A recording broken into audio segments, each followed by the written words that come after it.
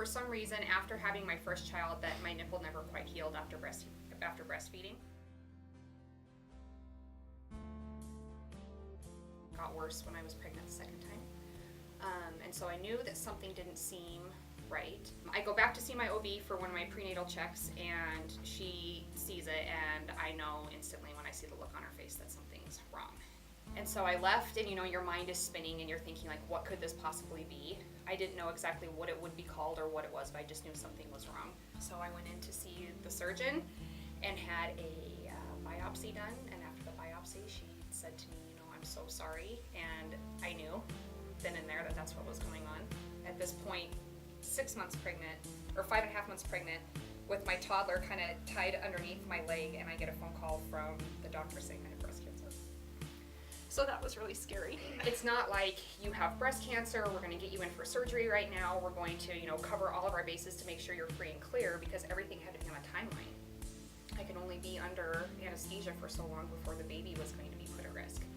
I could only do X amount of the treatment options before I had to stop and, go back and monitor and make sure everything was okay.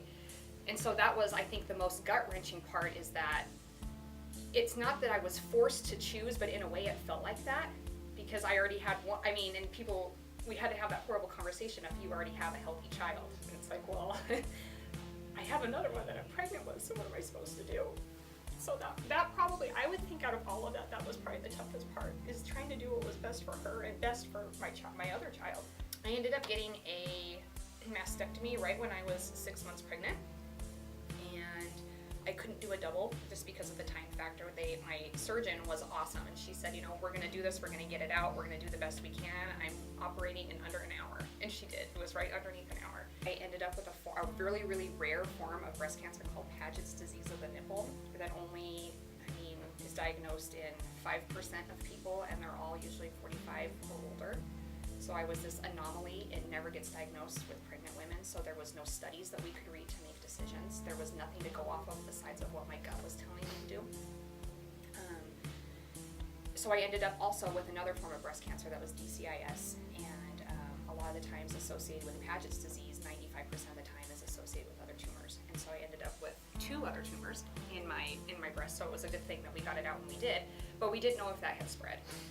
And so that was the gut-wrenching part, is, okay, we got the first step done, and then I'm still pregnant, and now I know that I've got to get that other side taken off, but I can't risk the baby again in another surgery. And after I deliver, then we were going to sit down and try to come up, see the doctor right away and kind of try to come up with a surgery date. Test came back clear, breast cancer hadn't spread, which was great, but I still planned on having it removed. I delivered a healthy baby girl on October 23rd. She's going to be 2 this year, which is great. I don't even know how to explain the experience, because I had everything stripped from me that I had cancer at a young age, making decisions that I never wanted to make. I then had to lose, I lost a lot of my independence. It was really hard not being able to pick up my kids when I couldn't do that. Healing after mastectomy, she can't pick up heavy weight.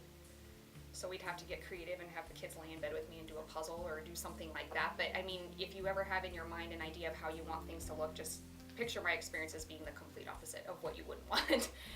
It's been very humbling. I believe that I have grown as a person from it. As crazy as this sounds, I'm really thankful that it happened, because I was a workaholic and I had my priorities were just go, go, go, go all the time. And having breast cancer has forced me to stop and take a look at my life and take a look at my family and reprioritize everything. And I'm going to be a stronger and better person because of it. But it was a hell of a ride. For that, in a way, you have to disconnect yourself from the word cancer, because you hear the word cancer and you automatically think that you have a death sentence put on you. And for some people, for all that can be true. And so what I would try to just say is, detach yourself from the word cancer, focus on doing whatever it's going to take to stay alive. And your breasts can be rebuilt, you can have them put back on. Those at that point, that doesn't matter. What matters is saving your life, and you do whatever